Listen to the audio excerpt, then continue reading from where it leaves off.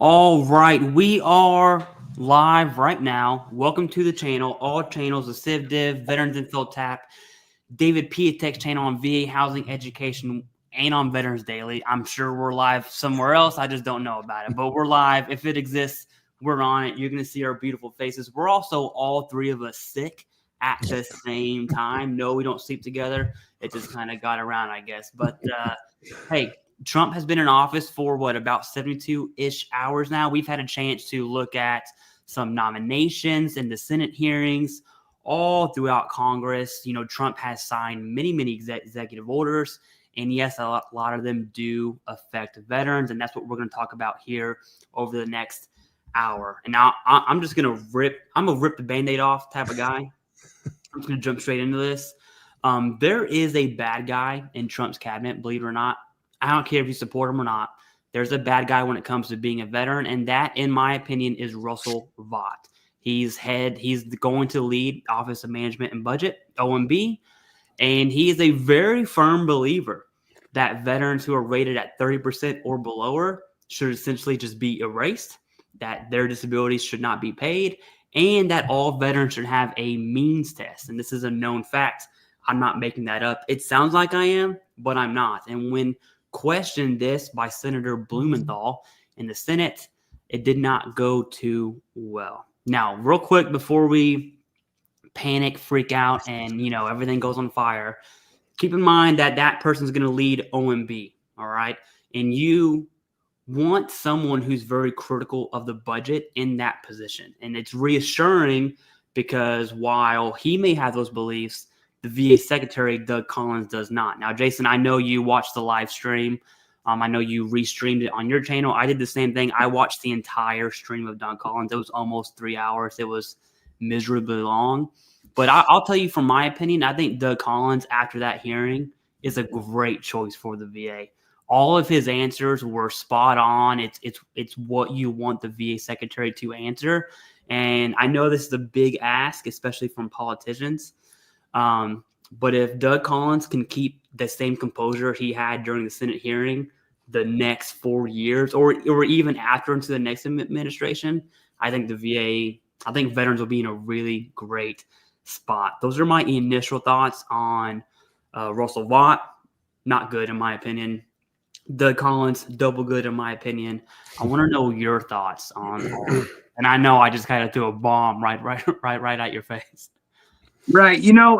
I agree. So one, Russell Vought, and so he is, again, Office of Management and Budget. So the OMB, and that is directly for the president. So it's in the executive, portion. Then we also keep in mind, we have the Congressional Budget Office as well, which is kind of like the congressional version of that same type of thing.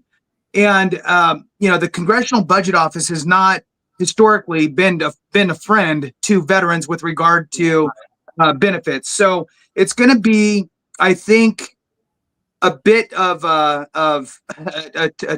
two-ended candle here, right? Burning on both sides with that same message. And I think that they are actually going to feed off of each other a little bit and get excited about that type of stuff. Not to mention when you have an administration that's saying that, look, we want to trim the fat. We want to cut things back. And for the greater good, yes, we get it, but let's leave veterans alone. Okay, let's get that part straight.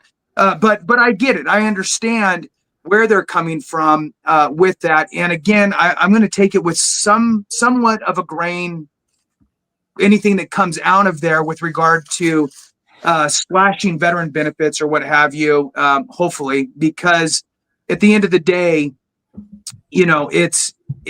these types of messages come out consistently. Especially, I remember the last few years of the Congressional Budget Office have just been a nightmare.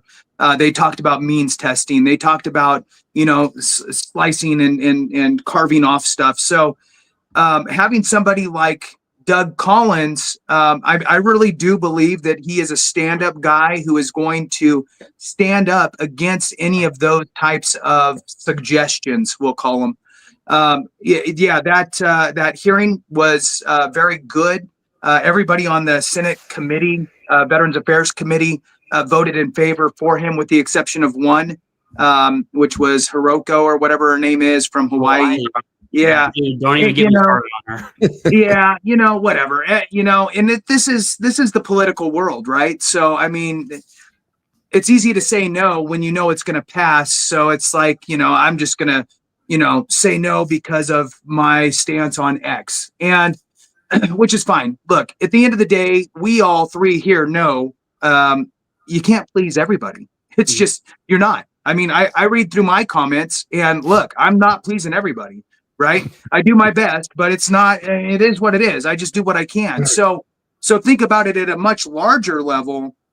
You're not going to please everybody. So I think that Doug is going to do a great job. I think that as we move into 2025, some of the things that he's going to tackle for the veteran side is going to be the EHR, right? The electronic health record. He's got to really focus in on the budget. Those are kind of the two big ones.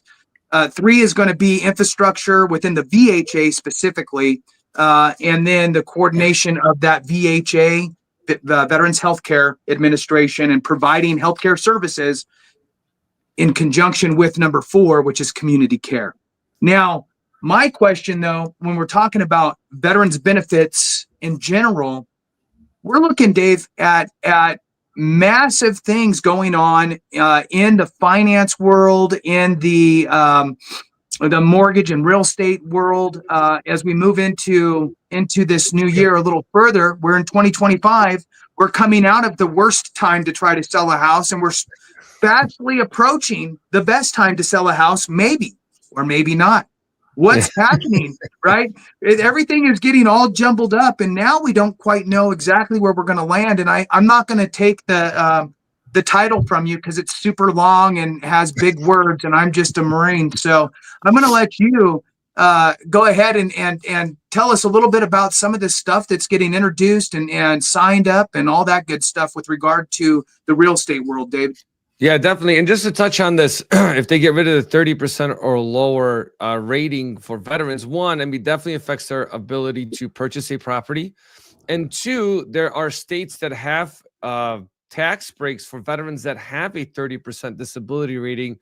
So that's also what kind of complicate things.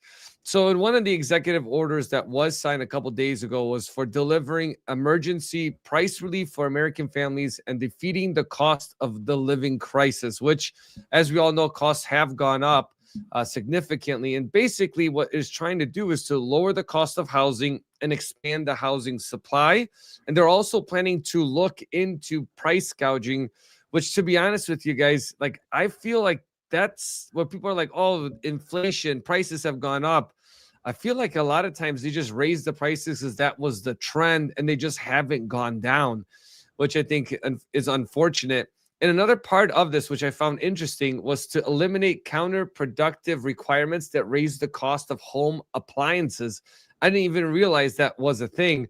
But where there is a big cost of home ownership is going to be regulatory requirements, which they say account for about 25% of construction costs. And I also, want people to realize when you're buying a new property, typically you're seeing anywhere from 15 to 40% profit margins for builders for construction. So they also take advantage of the fact that there's limited inventory that's out there. People want to purchase properties. And so you kind of go back to that struggle of, supply and demand. Right now, demand is high, supply is low. The Fed is announced they're going to keep dropping interest rates. So that's not going to directly benefit the veteran community around interest rates, because typically when the Fed drops the Fed funds rate, we see interest rates go up because people pull money out of the stock markets, out of bonds into the stock market.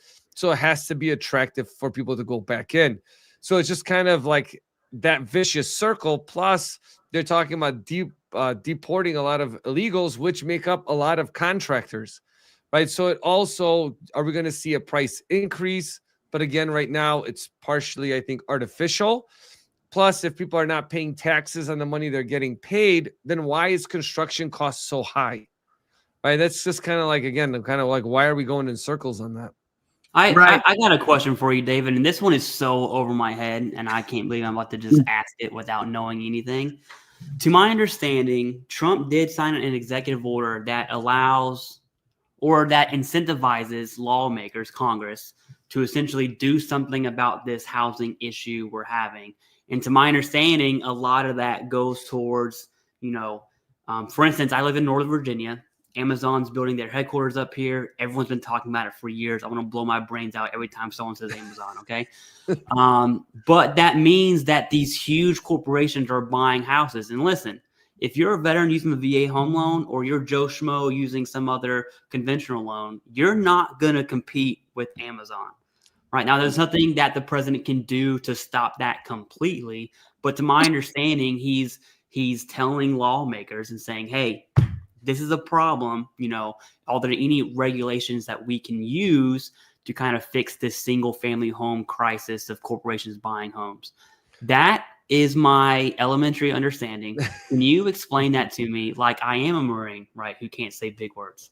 No, it's all good. So listen, I think it's a big issue both for companies coming in and buying single family homes, but you also have foreign governments that are coming in and buying a lot of our supply.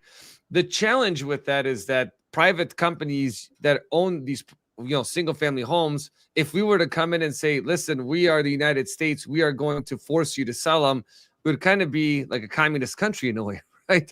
So, I don't know what they're going to be able to do as far as restricting who can purchase within the United States or how companies can purchase them. But that's why they're trying to figure out, how do we lower the cost of construction? The challenge with that, no matter how much you drive the price of, let's say, construction material down, because demand is so high, all that's going to happen is builders are going to eat that up. I don't know if you guys remember, there was in the last presidential the election, they were talking about doing a $25,000 first-time homebuyer grant. And I got a lot of builders that I know, and they just laughed. They're like, we're just going to increase our prices by $25,000, right? Like, not to be negative, but like, that's just the reality of it, just because of how many people want to get into it.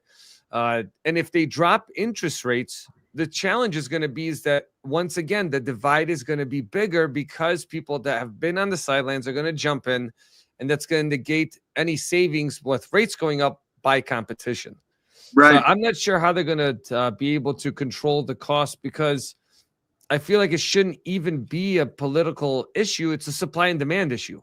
Right. So, and I think that what happens though is this, it actually really boils down to the local elected officials, your county elected officials, your city elected officials, because they are the ones putting in, say, like slow growth initiatives, that type of stuff. They're not allowing these building permits to happen. They're not allowing mass production of homes. So therefore, they're controlling the supply, keeping it suppressed. Meanwhile, the demand is there, driving the prices up. So I think it's a combination of several things. And I think from the federal level, it's very difficult. It's very difficult to do something that's impactful with regard to housing prices at a national scale. The only thing you could probably do is, one, incentivize the localities, right? Whether it's a city, a county, whatever, to incentivize them in some way to reduce their regulatory aspects, reduce their fees, their costs, whatever, and supplement that with federal funds, right? And then also maybe incentivize them to have a better balance when it comes to supply and demand. It's hard though, right? I mean, it's kind of like the VA with the healthcare facilities and going, okay, well, where do we think veterans are going to be 10 years from now? Yeah. Are they all moving? Do we need to start building this now? You can't build a master PUD, planned unit development. You can't build a master planned unit development in 1 year based on the population that's today. You got to think, what's it going to look like 6 years from now, 10 years from now? And then you start building it out. So, what are your thoughts on the local level, David, as far as the supply and demand issue, I think? Yeah. So, to touch on that's a great point, Jason, is that it really comes down to a local level. And the partnerships I've seen between contractors and cities where they basically do subsidize the housing costs to build these units. One, people have to qualify for them, right? So you have to be you have to fit that box to be able to purchase in it. And normally they come with restrictions that you can only appreciate your property so much every year. They will also restrict on how much when you sell the property, how much equity actually goes to the owner of that property. So it's not really free exchange of real estate. It's somewhat controlled in that perspective. But that's why, I did a video on purchasing land. It's one way that you can get into home ownership, at least early on, to be able to purchase land over time, pay it off, and then leverage that to do a construction loan and build your dream home. Versus because what in Arlington, Virginia, where the average home is probably $1.5 million. 30 years ago, it was farmland. So again, but it also takes some visionary to do that. But definitely, that's why in certain areas it is very affordable. Where the average starter home now is about $200,000, but you really have to look for that. And I have not seen a house in a major city that's $200,000. Right. Yeah. I do want to chime in here real quick. So first off, I have no idea who's from what channel, but if it helps one of it helps all of us. So thank you. We appreciate that. Kirby, new member, welcome to the team here. Richmond Veterans Help, welcome. Thank you for being a member. We appreciate that. Mike Huss, I'm just going to say it like that. Hopefully I pronounced it right. Gina Lagarce, welcome. Then we have a super chat. It says Trump's answer to $825.5 billion. That's a lot of money, by the way. Being wasted is to get rid of telework and hiring freezes. Telework had nothing to do with that, but got the blame. So that directly affects me because I am a federal employee, at least for right now. And there is a mandatory go back to work thing happening, which sucks, right? But it goes into leasing that building. And I think that's what Jason was getting. It's the same issue with the VA, right? Leasing these buildings. All that costs money. Now with employees, you're looking at benefits and all that stuff. And I do want to go back to, you mentioned something, Jason, and I don't want to go too far before we forget it, is during the Senate hearing for Doug Collins, and I know we're getting away from VA housing right now, but the entire Senate hearing, like 99%, was all budgetary VHA focused. Mm-hmm. Almost all of it. It was very little disability. Very, very little. What that tells me is, hey, I think disability is safe. I think the priorities are hardcore budget, VHA, staffing, looking at where are we going to put VHA facilities. If we're going to expand VHA, if we're going to double down on community care, that's probably what's going to happen in my opinion as I see it. And so I just see everyone commenting in the chat, my genuine thoughts on VA disability. I think disability is safe, right? Russell Watson, OMB, keep him over there. Just like how you have Bobby Kennedy disagrees with Trump almost on everything, but he's gonna be talking about energy. Keep him over there. Keep Russell Vaught over there. We want Doug Collins. Leave us alone. That's what we want, right? And I'm trying to comfort the chat now because I see crazy comments on disability on that one. But okay, sorry. Thank you for the members. Thank you for the super chat, Jason. What do you got?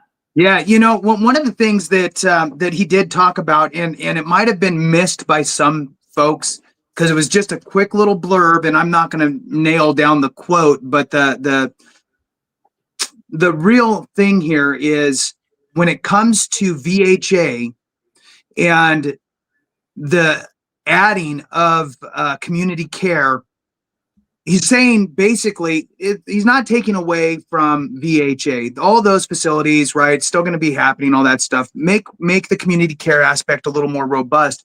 But one of the things that he mentioned in there, Clay, and I don't know if you saw it or heard it or not, was when he mentioned the joint partnership with the civilian sector, right? So there's a clinic, there's a hospital, whatever, got empty space in that community. Let's fill that with VA employees. And maybe it's a 25-75 split.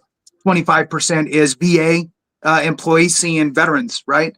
That's a great, I think, kind of hybrid version of getting the care out there. At the end of the day, and this message has now transcended both administrations, which is we need to take care of veterans where they are.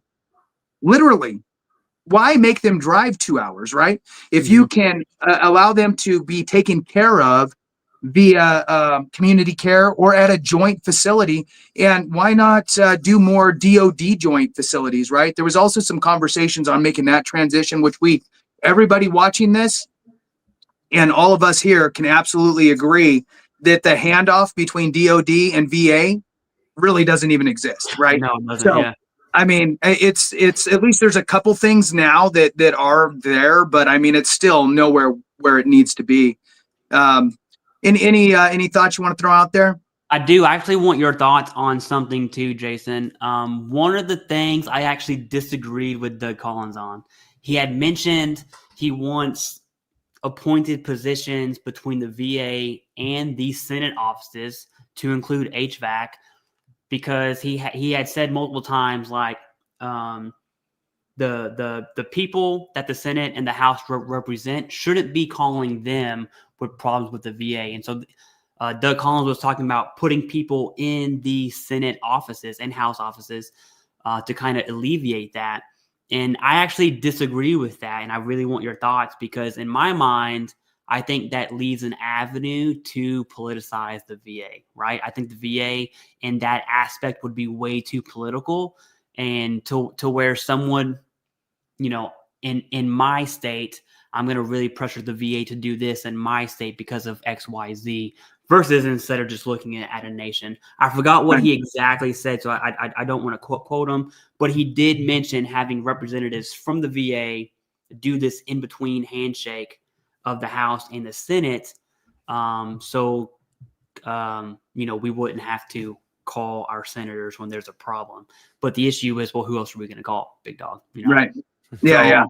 I don't know if you have any thoughts on that. It's just something that he did say that I did disagree with. I was like, that looks a little bit too party-handed to me, in my opinion, right? Because let's say you got 10 people, you're going to split it up 5 and 5. What does that look like?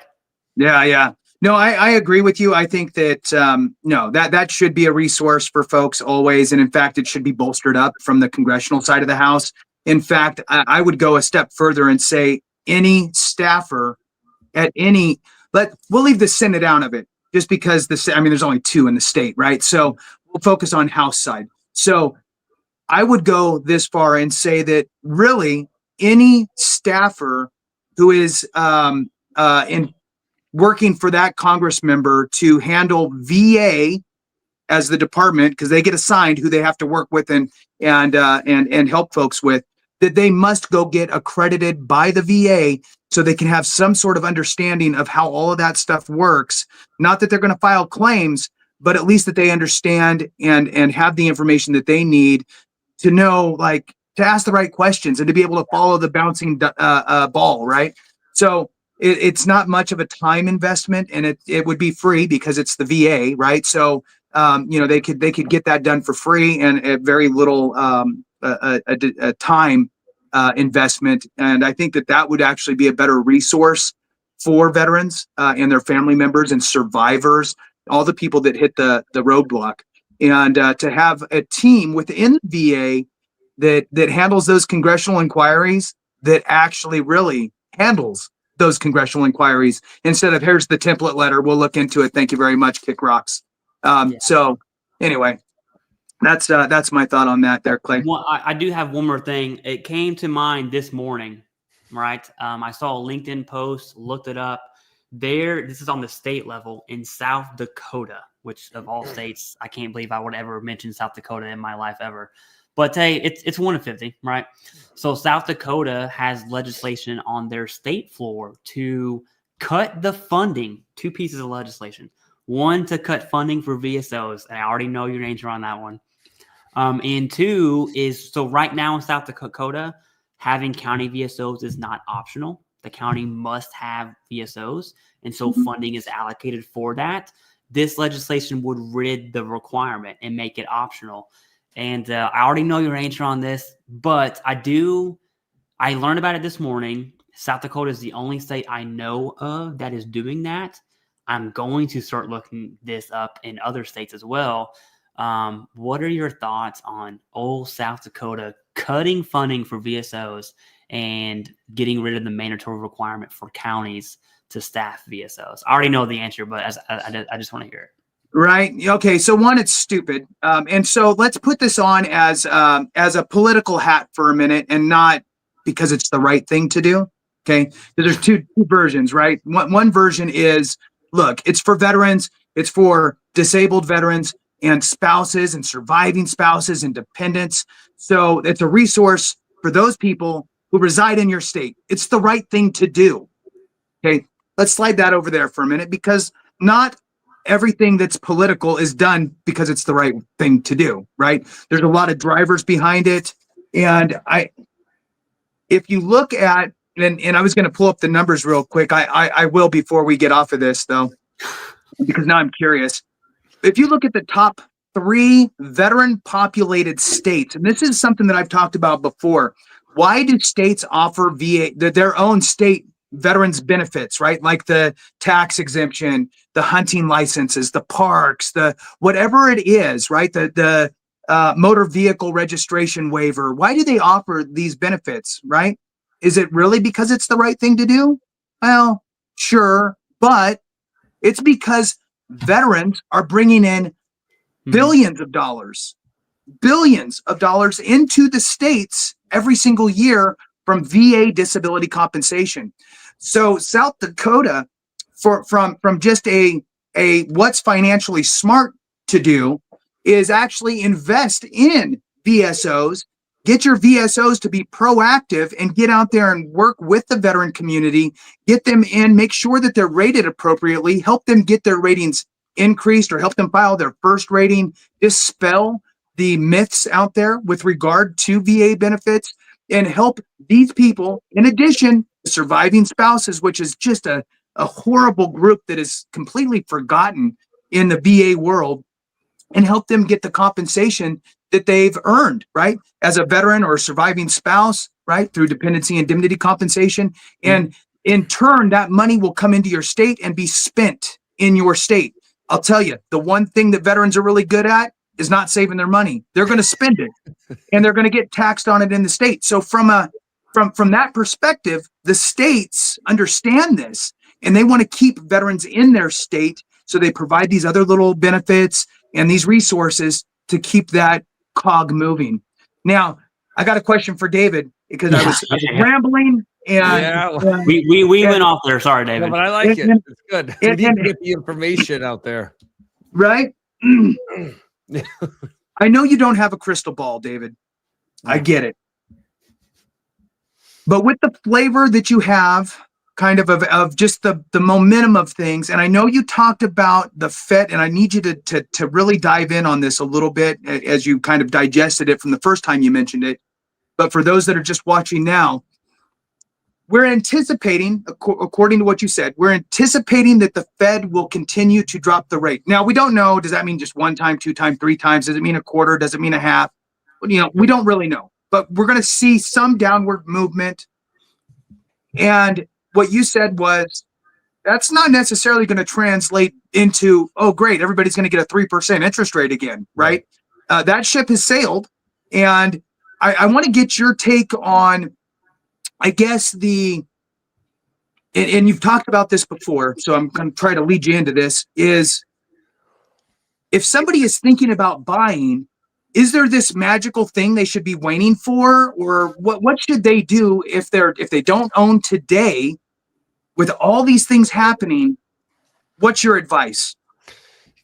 Great question. So this is the challenge, I think, for a lot of people, is that I don't have a crystal ball. Neither of you have a crystal ball. But if there's somebody out there that has this magical crystal ball that says, hey, in 11 months and 3 days, interest rates are going to be this, and then the housing demand is going to be this, and it's going to be the best time to get in, you're never going to get into home ownership.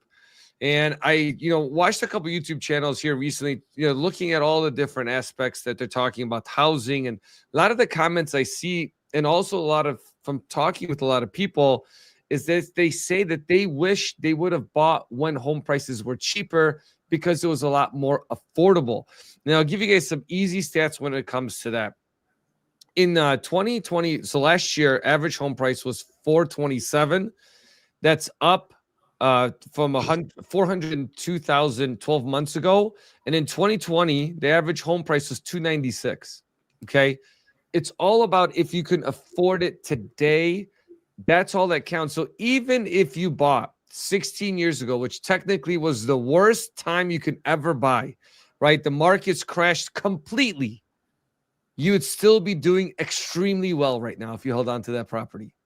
I just want you to think about that. That the entire meltdown of the world happened in 2008, 2009 over mortgage-backed securities. Even if you bought at that time, you would be well above what you purchased that property for today if you kept that property.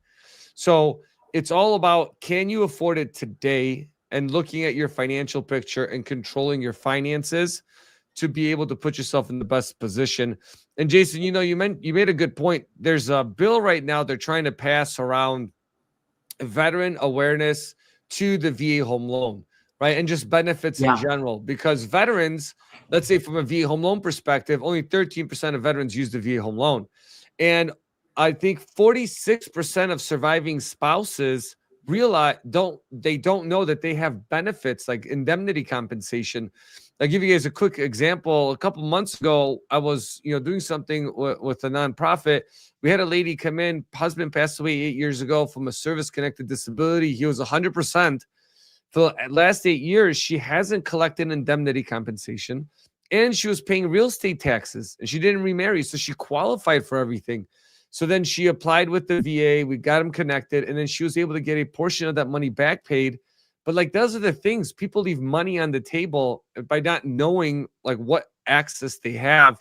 But they have a bill right now on the table to bring more awareness. Right.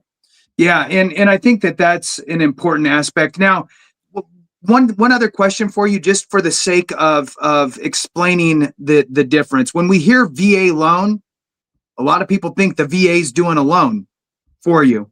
Can you explain real quick how that doesn't really work and how lenders differ? Right. So it's not, you're walking into a Baskin Robbins all of a sudden, right? So you can just explain that real quick. That'd be great. Yeah, definitely. So one misconception from veterans is like, oh, the VA denied my loan, or the VA said this. The VA doesn't really say anything. They set guidelines and they guarantee the VA home loan, right? Lenders are the ones that do them. The only time the VA does the loans is if you do a specially adapted grant, or you use the NATO program, which is a Native American direct loan, and you're buying on like federal reservation land. Then the VA steps in, which, by the way, those rates are by the VA, not by us. They're 2.5%, and they expire in the early March. So if you want to take advantage of that, you can. And then same thing with like VASP. So lenders differ because the VA sets a very, very loose requirements for veterans to be homeowners. No minimum credit scores. They allow for what's called residual income. So a lot of lenders will put overlays onto what the VA loan allows them to do. So a lot of times veterans will reach out and say, hey, I was denied 3 times. Like, I just had someone yesterday do that. And then they're like, well, that's because the lender didn't understand how to review your VA disability compensation. They didn't understand how to factor in your VA home loans into your qualification. And then they were actually able to qualify and go under contract on a property. That's why, too, on the flip side, if you're being marketed to constantly, you are paying for that service when you work with those people. Right? I can't stress that enough. We did a video on that not too long ago. Over 416,000 veterans used the VA home loan last year, but on average paid $8,000 in $8,000 in additional, like, I feel like junk fees for using the VA loan when you don't have to be charged those fees. I see, guys, too many times people save money and only to have their savings wiped out because they didn't do a little bit of research. Right. Yeah. You're on mute. I am on mute. Okay, I'll say I'm going to try something and hopefully it works. Turns out it worked. All right, so I want to zoom in just a little bit more here so the viewer can see. Let's try one more. This is the bill that David had just talked about. It's from Tim Sheehy. You guys know that jingle that's like sheehy.com? Okay, that's this guy. Every time I hear his name, whatever. Anyways, I just did that on live. But that's him. He's a Republican. Then you see Democrat, meaning it's bipartisan, which is how veteran issues should be. So off the bat, this is good. And then we say, despite these benefits, it's a VA home loan. Only 13% of veterans access the VA home loan program. And what this bill would do, it's a one-pager. I'll go ahead and link this down below in the chat, but it's right here. This bill would add a disclosure to the standard mortgage pre-qualification application, URLA. I'm sure David knows what that is. I don't. To inform veterans that they may qualify for a VA home loan. In 2021, the application was updated to include a section on military service information, and this bill would only add an additional line about VA home loan to that section. David, this is so far above my head here. Why does having a one-liner talking about the VA home loan on this URLA form, how would that actually bring awareness? I don't understand that, to be honest with you. I read it and I'm like, okay. Yes, so they already have something there that helps you identify. And basically what it is that they don't want veterans to be steered away from their benefits, because a lot of veterans do get steered away. But that's part of like this whole initiative into home ownership of what we've been talking about, at least from my section, right? Because you guys are talking about the policy and disability. But from my end, they're really trying to bring awareness so veterans utilize the program a lot more, because again, lots of misconceptions and veterans get steered away from these benefits that they have. So yeah, I'm not sure how that would relate exactly to like the VA disability component to it. But that's the same thing. Like you have a lot of VSOs or different bad actors out there in the veteran space that are telling veterans to file one way when they actually should be filing a different way, or veterans not educating themselves and going in blind and then disqualifying themselves from something they should be qualified for. So it's kind of like, yeah, so it's all about the education piece to it. I'm glad you brought that up, because I see so many veterans, so many that say, hey, I was denied migraines primary. I want to do a migraine secondary claim. I'm going to submit migraine secondary. I'm like, hold up. It has to be a supplemental claim. Secondary or not, I don't care. It has to be a supplemental. And I assume that level of, I don't want to say ignorance, because that's a very strong word, but you don't know what you don't know, right? And I can tell you that I didn't know about the VA home loan. The only reason I even used it is because our realtor was like, hey, you have the VA home loan. I was like, sick. Nice, and I assume there's a lot of veterans that have that same mindset too. You don't know what you don't know. And I definitely wouldn't be able to live in the house I live in now if I did not use the VA home loan, for sure. That's all I got. Yeah, so that's definitely why it's a huge benefit with everything that's going on, prices and everything else in that perspective. Yeah. Right. I wanted to throw out a little information on VASP. I did see, I saw a little comment and I heard it in the dialogue here. So I wanted to just throw out VASP is the Veterans Affairs Servicing Purchase Program. And what this is this is the result of a disaster within the VA. The VA had a COVID forbearance, essentially, that they were allowing lenders to allow veterans to not make payments on their mortgages while they went through whatever was happening in their life. They lost their job, whatever it is, certain circumstances allowed them to be entered into this COVID forbearance. And the idea is that after X number of months, let's say you're qualified for 12 months of don't make a payment, they'll add those 12 months to the end of your loan. Well, the VA pulled the rug out from under everybody toward the end of it, and people who were partway through weren't able to actually get that missed payments put to the end of their loan. So they still owed that money, which subsequently led to foreclosures for some folks, foreclosure process, all of that type of stuff. Sadly, some people did get foreclosed on, lost their home. Some people sold their home. Some people maybe went into a loan modification and took a higher interest rate with higher payments just to save their home. Anyway, months went by. They developed VASP, Veterans Affairs Servicing Purchase Program. And according to the VA, they're assuming that it was somewhere around 40,000-ish veterans that could have been impacted, and they could potentially help with a 2.5% interest rate over the remaining term. The VA essentially becomes the servicer and of the loan at that point.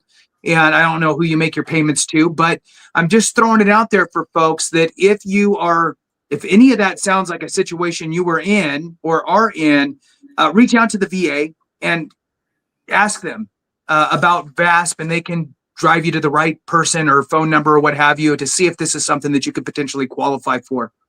Just want to throw that out there.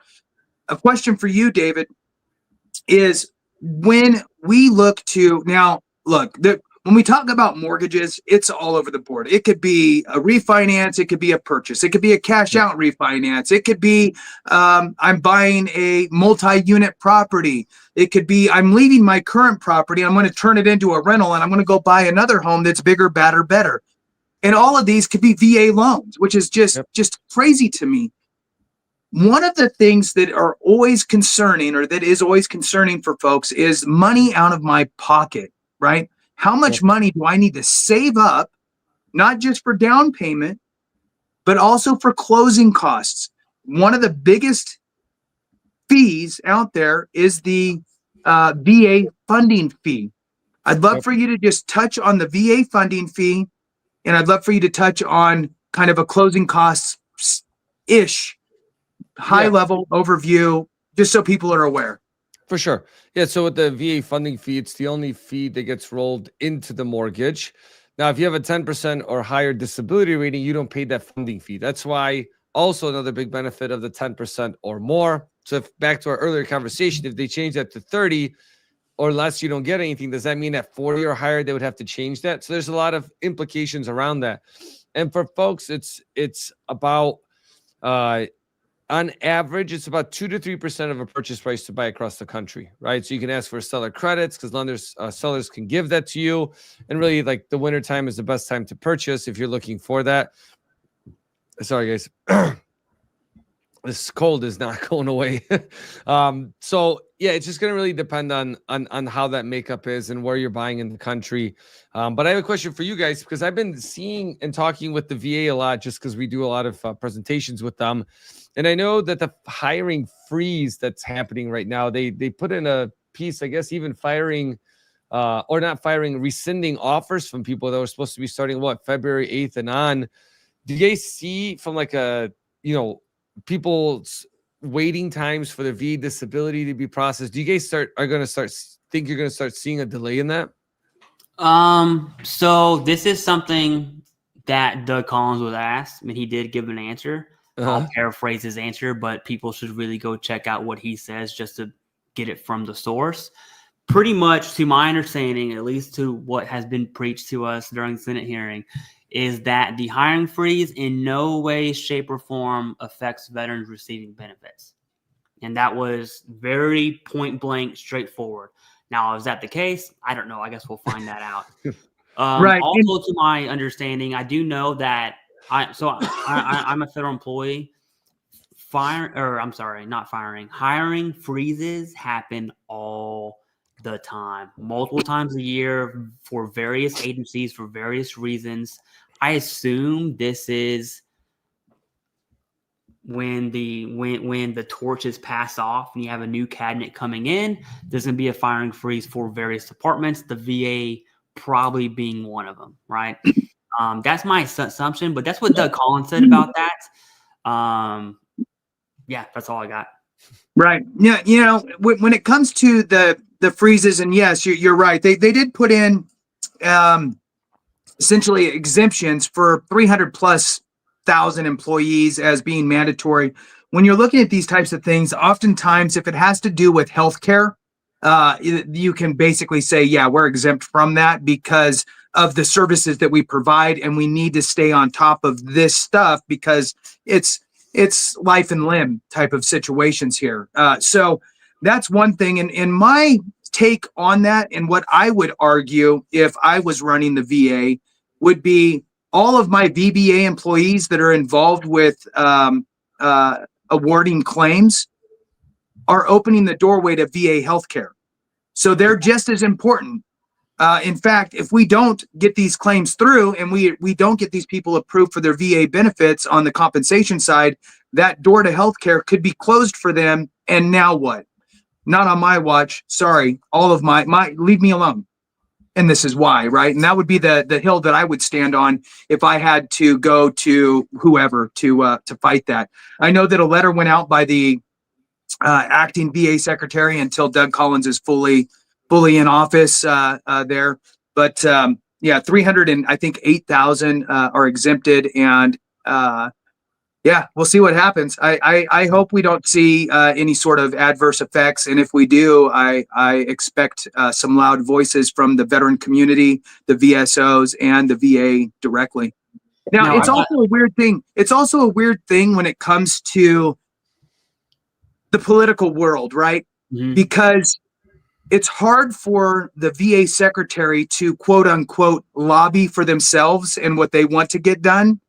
It's kind of this weird, it's a weird dynamic, right? Behind closed doors, there can be those conversations, yeah, in certain circumstances, but they can't run out and go, hey, I need everybody to say that we want to do this. It's a weird environment, right? So we, at the end of the day, we can't rely on anybody to do it for us, right? We need to be that loud constituency. Yeah, I got something for you, David. First, we have a super chat from rawest nanny diva ever. She's from my hometown. I'm never gonna forget that name. So I know you're from Louisville, Kentucky, and it's not a question. I'm gonna turn her super chat into a question. It says, never ever use my home loan. I need help with that. I pay $1,600 a month the past 8 years. Embarrassing. I assume that's for rent, which does suck. Yeah. Now Louisville is an area where there is affordable housing. Now it depends on where you want to live. Everyone knows the East End. If you don't know, David, the East End, so you have Louisville.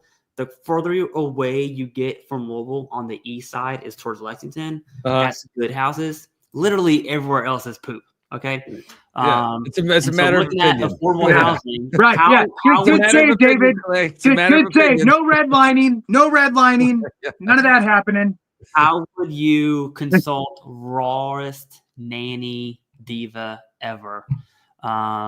And how could you help her? And real quick, she also says, I'm an RN and got the freeze email. I assume you mean you work for the VA as that. So thank you. We're going to be hired by the VA. Okay. Well, so she obviously has a career in the healthcare field. We know healthcare workers make good money, especially RNs with the level of certifications that they have. So what is your advice to her in home ownership in Louisville, Kentucky, the one and only? They got great bourbon. I stop by there when I travel and pick up bourbon at the stores there. So, but I would just say, like, the easiest thing to do is really just, if you're interested, schedule a call with me in the description. Happy to walk you through that process. Cause like, yeah, for a lot of veterans, especially in your areas where, $1,600 a month is kind of like that starter home for a lot of people, right? You're talking probably around roughly a $200 to $250 price point property. So it's definitely achievable to be able to get into home ownership at that price with today's market for sure. All right, now I appreciate it. Yeah, no worries. And rawest nanny diva ever. I'm trying to say your name every time I read that. Thank you very much. We definitely appreciate that.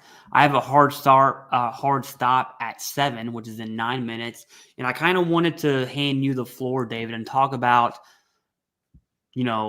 We've done multiple streams with you. We've both done multiple videos with you here on Veterans Daily, on our own channel, CivDiv and Veterans Info Tap. You have 8 minutes to go. What is it that you do for veterans? I get that question all the time, right? Like, why do you work with David? What does he do for us? So I kind of just want to give you the floor and just say, hey, what is it that you do for veterans? So what is it that I do? So I am a loan officer. I do help veterans utilize the VA home loan. I'm a service member myself, been serving for the last 16 years in the Guard. So I got a couple more years to retirement. Can't wait. Mhm. And the reason I did the channel is because out of my own frustration of trying to use the VA home loan, I was in the lending now for forever, but just never really focused in on the veteran space. Joined the military later in life, and just seeing like guys in my unit just get wrong information. I was like, this has got to stop. Like, I got to do something about that. So, I had the idea of creating the YouTube channel, which is really just education based, right? Like, give you as much info as you can absorb about the product. And then, you can leverage it, use it how you want to, think about it, let it marinate, and then reach out when it's time. So we've been blessed in a way to help a lot of veterans in the community become homeowners because of that. And if they can't buy today, setting them up for success down the line. Really, that's kind of been the most important aspect, because too much misinformation is out there, right? Even if you're like filing for VA disability, it's the same thing. Like, that's how I came across you guys, trying to find my benefits. And I know, Clay, you just did like a post like, hey, if anybody is interested in sharing some videos on and I'm like, you know what? I'm just gonna reach out to Clay and see what's up. Like, Yeah, and literally, we that's did it. it. We did do that. Literally, that's it. And I'm like, hey, this is kind of what I do, because a lot of times, for veterans, it's about not one aspect. Like, I want VA disability. Okay, well, that's one thing. Well, do you understand what's happening in the landscape of policy, right, Jason? You're coming in explaining how that works. You have disability. Hey, you're understanding what the changes are. We need to get involved, right? We need to get, as veterans, if we sit on the sidelines, guess what? Number one, our population is drastically reducing over the next 30 years. Veterans are going to be like a couple million, like from 20-some million to a couple million veterans are going to be left in the next 30 years. So if we don't stay, aware of the benefits that we have, how do we pass on generational wealth, which is also going to be with real estate. And that's why I just have such a passion for it, just because, I'm first generation born here. Like, we didn't have this opportunity back home. Yeah, joke's on you. We're all going to be veterans because World War III is going to happen, and Yeah. my mom's going to be a veteran. My grandma's going to be a veteran. Everyone is. Dude, Everyone's don't worry about that. There's going to be no shortage. No, you make an absolute solid point, and we have another super chat from Ross Nanny Diva Ever. I can't not pull these up. So seriously, way too much. Thank you. I definitely appreciate that. Says, you always forget me. I'm Stacy. What up, Stacy? No, I've been trying to get in the VA for years. I teach a program at Fairdown. Oh, okay, because you had mentioned that you're an RN. All right, I just assumed you work for the VA. Yeah, but it's things that I'm so glad you brought that up, because I remember I was trying to grow the channel and have other creators on the channel, which did work. I had my friend Jay there, not Jay as in Jason, the other one. He was darker in pigment. Okay. And so I had my friend help me. I had David was uploading videos to the channel. And then just through the years, now we have this amazing partnership. And I assume it's beneficial to you. And I wouldn't, just like I wouldn't tell my son to do something I wouldn't do, I wouldn't tell you to do something either. I think a few weeks ago, I sent David my mortgage statement and was like, dude, I have no idea what any of this is. I just kind of bought the house because I could. Okay. Help me. Right. And we went through the numbers, and David didn't charge me a single penny for that. And he's not going to charge you a single penny for that. And so if you hit him up, his contact information, his contact information is down below. And then if you want to get into home ownership, you can go with these mega companies, and I won't name them for legal reasons. Yeah. You can go with these mega companies that's going to charge you advertising fees and all these other fees, or you can go with a veteran like David, who's also still in the National Guard, who genuinely has your back. So, there's a reason we work with David. That's why we're big fans of living below your means. Not at your bald head. That's what I thought you were going with, the bald head. Yes, and of all three of us, he has the least hair, right? That is a fact. And you know what? I'll leave you guys with this on that. So, Clay, I'm going to use you as a good example because you inspired myself when we were talking. So, if you don't mind, I'll kind of share Clay. You can share whatever we talked about, except for dollar triggers. So, Clay basically reached out on a very positive, like in a very good question of, hey, how do I pay off my mortgage faster? right? And we went through the numbers, and it wasn't actually that much to go from a 30-year mortgage to a 15-year mortgage payment. But the amount of savings that you have from that is astronomical. Yeah. And so, I'm working with with Clay on this, and I just bought my place a year and a month ago. And I was like, and I never even have time to look at my own stuff. I'm like, just pay the bills. I got to get rolling on my videos and everything else in life. And I was like, you know what? So while I'm on the phone with him, I changed my mortgage payment to a 15-year. And I'm like, you know what? I'm going to change it because of the amount of money that that I was going to save was just astronomical. So it's just like, it's the small tips that save you money on a day in, day out basis. And, for me, it's how do I save people money? How do I get them to something they want to be? And on your guys' end, it's how do we get the benefits that veterans deserve, but they don't know how to really go through that process and access them. So that's kind of where the rubber hits the road between us to be able to actually do these videos and get information out to just fellow veterans. Yeah, that's all I got. Jason, do you want to lead us out? And I do have a question for you from Nickda. Says, where's the rooster? And I've asked myself this too, because I usually hear him a lot when we do Veterans Day daily content. I haven't heard him the last few days. Is he alive? Can you confirm this? Yeah, he is alive. He is alive. He's a little ninja. Sometimes he'll get cocky, and try to sneak up behind me and jump on me, man. He's a little bit, I'm willing to say, aggressive on this, and he would be dinner, except for too many people like him because they don't have to live with him. So so he's still alive. He's just, I think he's asleep actually right now. So lucky for me, I get some quietness. So one thing I did that I promised I'd throw out there is the numbers for South Dakota.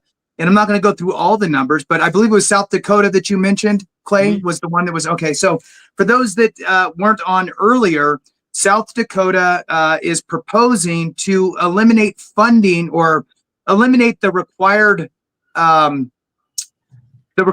of having state paid VSOs at all of their counties, right? So essentially making it a optional thing. VSO, not Veteran Service Organization, VSO, Veteran Service Officer, with Veteran Service representatives that might be working with them in the more dense areas.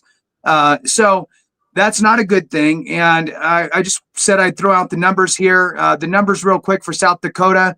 There's 20,188 veterans as of the end of 2022. The estimated total amount paid monthly for disability compensation, $28,418,480. That is an annual amount of disability compensation at $341 million, $21,765. So it's a lot of money that they're basically saying, thanks for your money. We're not going to help you do any more of that. So with that, thank you guys so much for watching. We really appreciate every single one of you. Hit the thumbs up, subscribe to any channel. All three would be great. And we appreciate you. Have a great one. And remember, if we don't take care of each other, something went wrong.